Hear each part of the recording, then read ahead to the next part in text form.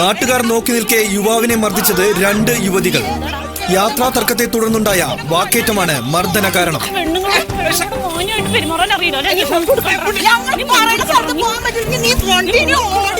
സംഭവം വിവാദമായതിനെ തുടർന്ന് അന്വേഷണത്തിന് ഉത്തരവ്. സംഭവത്തിൽ വിശദമായ അന്വേഷണം നടത്തുമെന്നും നടപടികൾ സ്വീകരിക്കുമെന്നും SI മൊയ്തു പറഞ്ഞു. പരിക്കേറ്റ ഓട്ടോറിക്ഷ ഡ്രൈവറെ സ്വകാര്യ ആശുപത്രിയിൽ പ്രവേശിപ്പിച്ചു.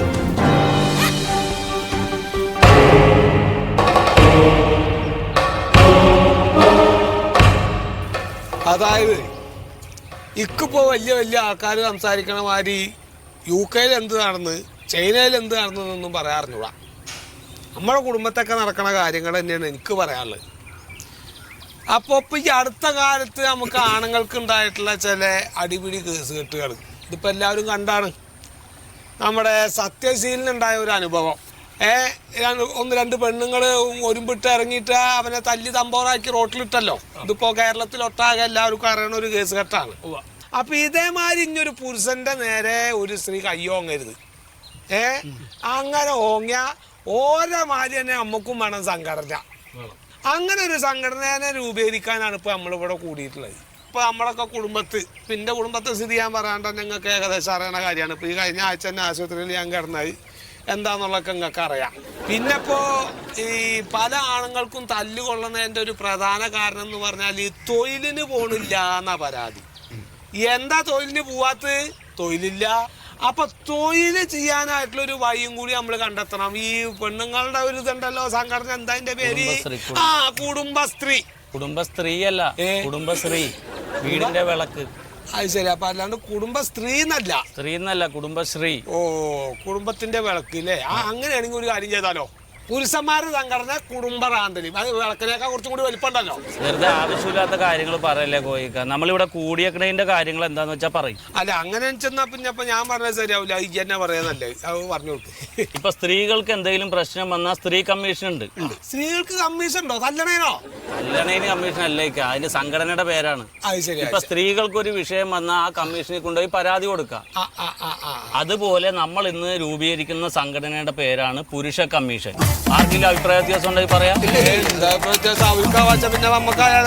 അപ്പൊ നമുക്ക് നമ്മുടെ സംഘടനയുടെ പ്രസിഡന്റ് ആയിട്ട് ഇത് കൊണ്ടു നടക്കാൻ കഴിവും പ്രാപ്തിയുള്ള പരിചയസമ്പന്നനായ കോയക്കാനെ നമുക്ക് ചുമതലപ്പെടുത്താം.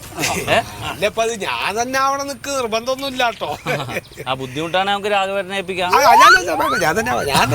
അപ്പൊ നമ്മുടെ സംഘടനയുടെ പ്രസിഡന്റ് ആയിട്ട് കോയക്കാനെ തീരുമാനിക്കുന്നു. ഇനി നിങ്ങൾ ആർക്കെങ്കിലും എന്തെങ്കിലും അഭിപ്രായം ഉണ്ടെങ്കിൽ പറയാം. ഈ വിഷയത്തെ പറ്റി എനിക്ക് ചിലത് പറയാനുണ്ട്. ആഗോളവൽക്കരണത്തിന്റെയും കമ്പോളവൽക്കരണത്തിന്റെയും ഉദാരവൽക്കരണത്തിന്റെയും നവലിബറൽ ആശയങ്ങളുടെ പരിണിത ഫലമായി കുടുംബങ്ങളിൽ നാഥന് സ്ഥാനം കുറവുണ്ട്. കോയക്കൊക്കെ എന്ത് പറയാനില്ലേ? കുടിക്കാൻ വെള്ളമൊന്നും കൊണ്ടുവന്നിട്ടില്ലേ? ഞാൻ പറഞ്ഞാളാ എങ്ങാടെ ഇത്തിരി വെള്ളം കൊണ്ടുവരുന്നത്. ഈ കാര്യങ്ങൾ നമുക്കിപ്പോ മനുഷ്യന്മാർക്ക് മനസ്സിലാവണം. എന്തെങ്കിലും കാര്യങ്ങൾ ഇവിടെ ചർച്ച ചെയ്യല്ലേ നല്ലേ? പുരുഷൻ എന്ത്, എങ്ങനെ, എപ്പോൾ എന്ന എന്റെ നോവലിൽ ഇത് കൃത്യമായി പ്രതിപാദിച്ചിട്ടുണ്ട്. നീ നോവൽ എഴുതിയിട്ടുണ്ട്? 12 നോവൽ എഴുതിയിട്ടുണ്ട്. എന്നിട്ട് നമുക്ക് നേരെ അക്രമമൊന്നും ഉണ്ടായില്ല.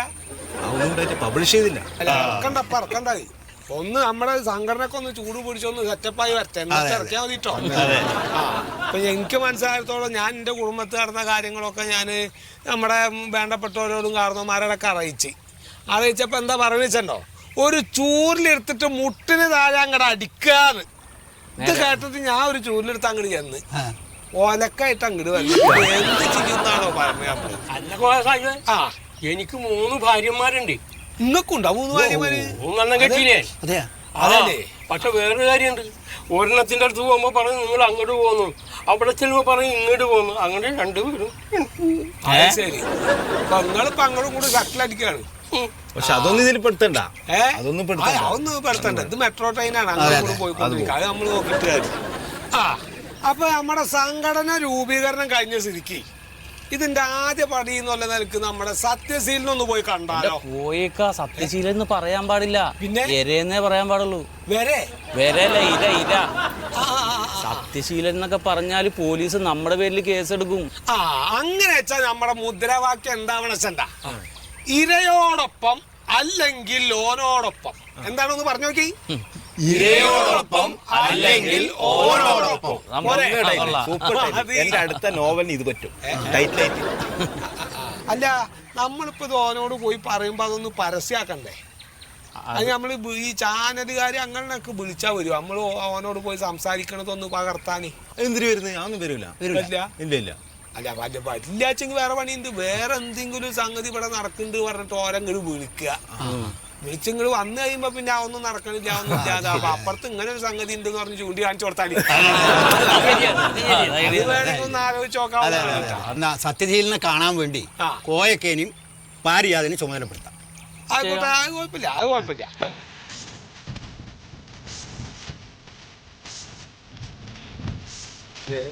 സത്യശീല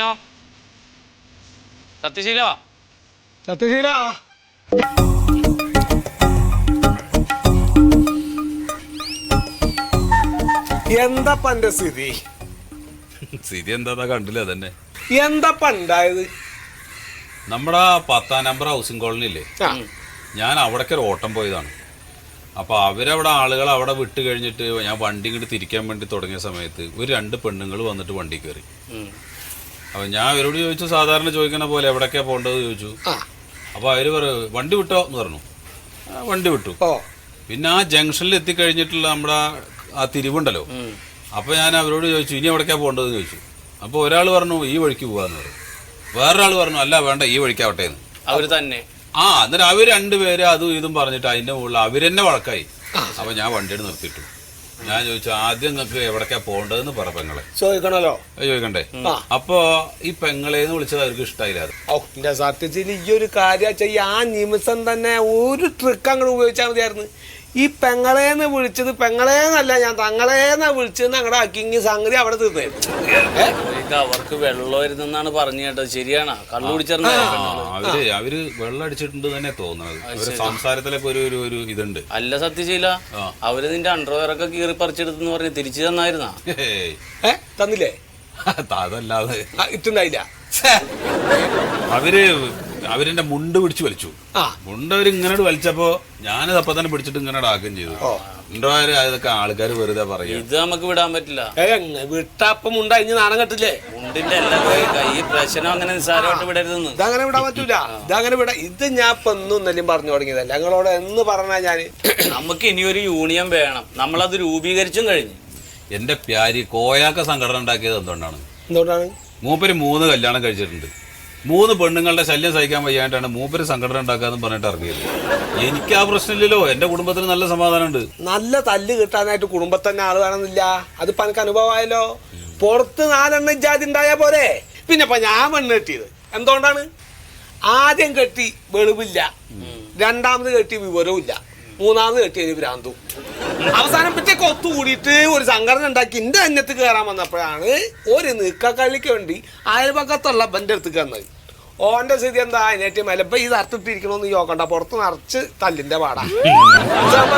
അപ്പൊ ഈ ജാതി അംഗങ്ങൾക്കൊക്കെ ഒന്ന് ഒരു അറുതി വേണ്ട നമുക്ക്. അത് വേണ്ടേ? അല്ല സത്യശീല, നീ ഒരു കൗണ്ടർ പെറ്റീഷൻ അവർക്കെതിരെ കൊടുക്കണം. എന്തിനാ? പെണ്ണുങ്ങൾ റോട്ടിൽ വളഞ്ഞിട്ട് തല്ലിന്ന് പറഞ്ഞ് നീ പരാതി കൊടുക്കണം. അല്ല അവര് കൊടുത്ത പരാതിയിൽ നിന്നെ പിടിച്ച് അകത്തിടും. അതാണ് നിയമം. അതെ, നാറേണ്ടത് നാറി. ഇനി ഞാൻ ഒന്നിനുമില്ല. ഇപ്പൊ ഇത് ചെയ്തില്ലെങ്കിൽ പിന്നീട് ഇത് ഒരു വളം വെച്ചോർത്ത മാതിരിയാവും. സകല ആണുങ്ങൾക്കും തല്ല. ഇനിയിപ്പോ മാത്രല്ല പോയാക്ക ചാനലിന്ന് വിളിച്ചിട്ടുണ്ട് അവരുടെ ചർച്ചയ്ക്ക് എല്ലാം പറഞ്ഞിട്ട്. എന്തിനാണ് ഞാനും ചെല്ലില്ലാന്ന് പറഞ്ഞു. എന്തെന്നാ ഈ ചെങ്ങായി പറഞ്ഞു? ഏടോ ചെന്ന് കാര്യങ്ങൾ പറയണോന്ന്. നിങ്ങൾ എന്താ ഈ പറയണത്? ഞാൻ ഈ പെണ്ണുങ്ങളുടെ കയ്യിൽ നിന്ന് തല്ലും കിട്ടിയിട്ട് ചാനലിൽ പോയി നാട്ടിന് മുഴുവൻ കാണുന്നത്. അല്ലെങ്കിൽ ഇപ്പൊ എനിക്ക് തല്ല് കിട്ടിയത് ഒരാളും അറിഞ്ഞിട്ടില്ല. ഏടാ ചെങ്ങായി ഇത് ചെന്ന് പറഞ്ഞിട്ടുണ്ടെങ്കിൽ 4 ആൾ അറിഞ്ഞാ നാളെ മേലൊക്കെ ജാതി പണി നടക്കൂല. നമ്മുടെ സംഘടനക്ക് ഒരു മൈലേജും ആവും. ഒരു സംഘടന ഉണ്ടാവുമ്പോ 4 ആൾ അറിയട്ടെ. ആനക്ക് കിട്ടി തല്ലൊക്കെ ഈ എങ്ങായിക്ക കിട്ടിച്ചെങ്കിൽ ഒരു ഉപകാരത്തിൽ കായിരുന്നു. അങ്ങനെയായിട്ട് പറഞ്ഞല്ല. അല്ല ഇത് പോണോ? ഒന്നാമത്തെ കാര്യം ഇതൊന്നും ചെയ്യണ്ട. ഈ തലയെക്കൊട്ടും എന്റെ ഈ കയ്യും വെച്ച് അവിടെ കുത്തിരുന്നാ മതി. കാര്യങ്ങളൊക്കെ ഞങ്ങൾ സംസാരിച്ചോണ്ട്. പെണ്ണുങ്ങളുടെ നല്ല തല്ല് കിട്ടി നല്ല ശീലമുള്ളവരെന്നെ ഞങ്ങൾ ചർച്ച ചെയ്യുന്ന വിഷയം സമൂഹത്തിൽ പുരുഷന് പുല്ലുവിലയോ? പെൺവാണിഭങ്ങളും സ്ത്രീ പീഡനങ്ങളും തോരാ മഴ പോലെ പെയ്തുകൊണ്ടിരിക്കുന്ന ഈ രാജ്യത്ത് ഒരു പുരുഷ പീഡനം നടന്നു എന്ന് പറയുമ്പോൾ നിങ്ങൾക്കത് വിശ്വസിക്കാൻ ബുദ്ധിമുട്ടുണ്ടല്ലേ? ഞാനും വിശ്വസിച്ചില്ല. പക്ഷേ അത് വിശ്വസിച്ചേ മതിയാകൂ. കാരണം ഇത് നടന്നിരിക്കുന്നത് മറ്റെങ്ങുമല്ല, നമ്മുടെ ദൈവത്തിന്റെ സ്വന്തം നാടായ ഈ കേരളത്തിൽ തന്നെയാണ്. ഒരിക്കൽ കൂടി എല്ലാവർക്കും മന്മഥൻ കവലയിലേക്ക് സ്വാഗതം. ഈ ചർച്ചയിൽ പങ്കെടുക്കുന്ന പ്രമുഖരെ നമുക്ക് പരിചയപ്പെടാം. ഈ കേസിന്റെ അന്വേഷണ ചുമതല വഹിക്കുന്ന SI മൊയ്തു സാർ, പുരുഷന്മാരുടെ സുരക്ഷയ്ക്കായി പുതിയതായിട്ട് രൂപം കൊണ്ട പുരുഷ കമ്മീഷന്റെ സംസ്ഥാന പ്രസിഡന്റ് ശ്രീ കോയ സാഹിബ്. അവിടെ ഇരുന്നാ മതി, പരിചയപ്പെടുത്തിയതാണ്. സ്ത്രീ ശാക്തീകരണ സമിതിയുടെ അഭിഭാഷകൻ കൂടിയായ അഡ്വക്കേറ്റ് സുഗതൻ രണ്ടരക്കണ്ടി. ക്ഷമിക്കണം, സുഗതൻ അഞ്ചരക്കണ്ടി. ഒരു അക്കം കുറഞ്ഞാലും കുഴപ്പമൊന്നുമില്ല, എല്ലാവർക്കും അറിയാലോ. ഈ കേസിലെ മുഖ്യ ഇര, നമുക്ക് അങ്ങനെ തന്നെ വിശേഷിപ്പിക്കാം, പുരുഷ ഇര, ഓട്ടോ ഡ്രൈവർ കൂടിയായ സത്യശീലൻ. ഇനി ഞാൻ പരിചയപ്പെടുത്തുന്നത് ഈ കേസിന് കാരണക്കാരെന്ന് പറയപ്പെടുന്ന 2 വനിതകൾ, പ്രമുഖ ഫാഷൻ ഡിസൈനേഴ്സ് മണ്ടോദരി, ശ്യാമള.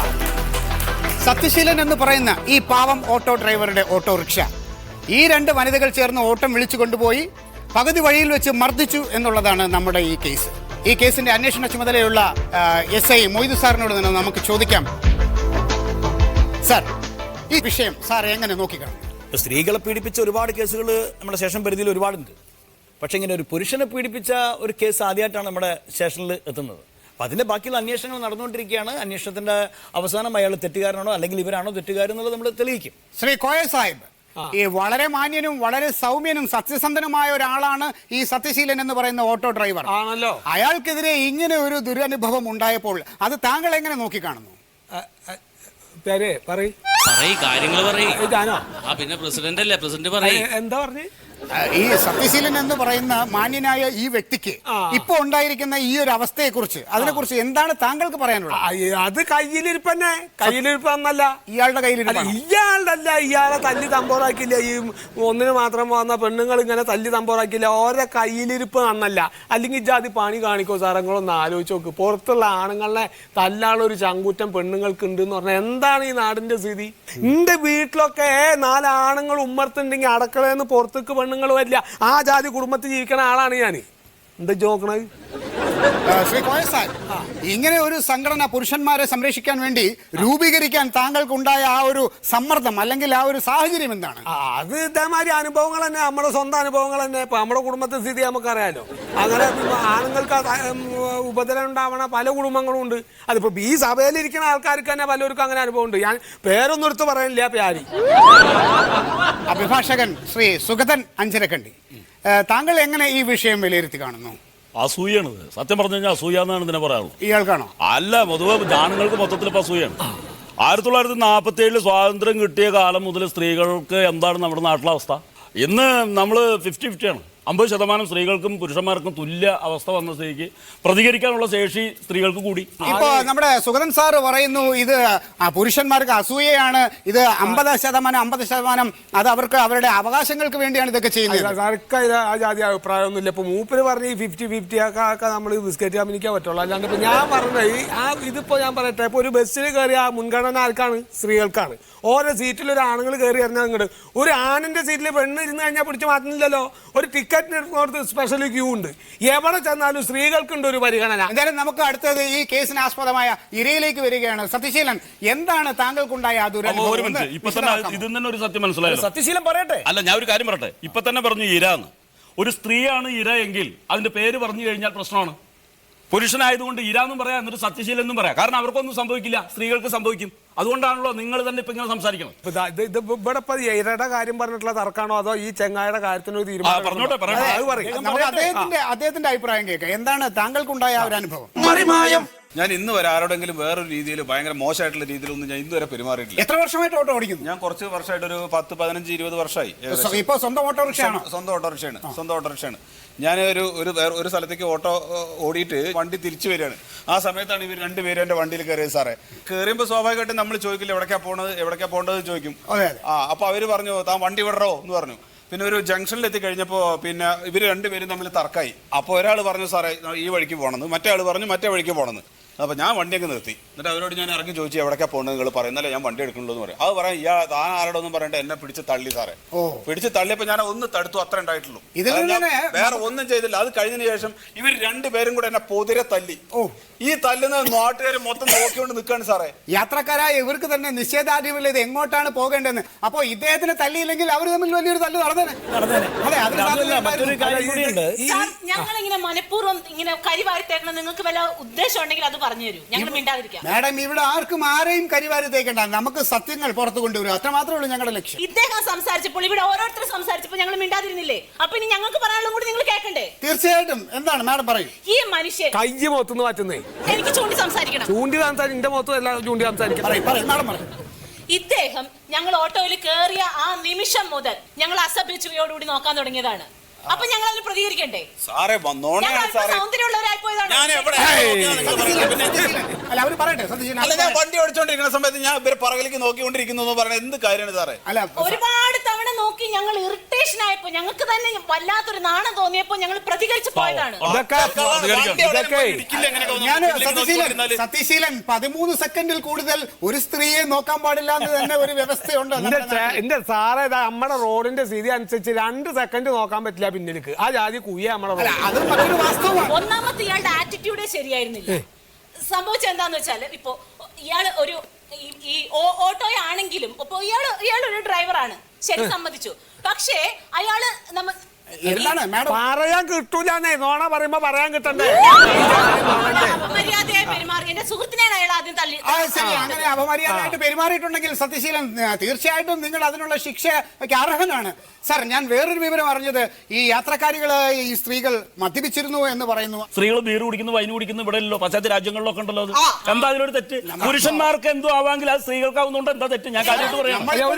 പാശ്ചാത്യ രാജ്യത്തല്ല, നമ്മുടെ സ്വന്തം കേരളത്തിൽ.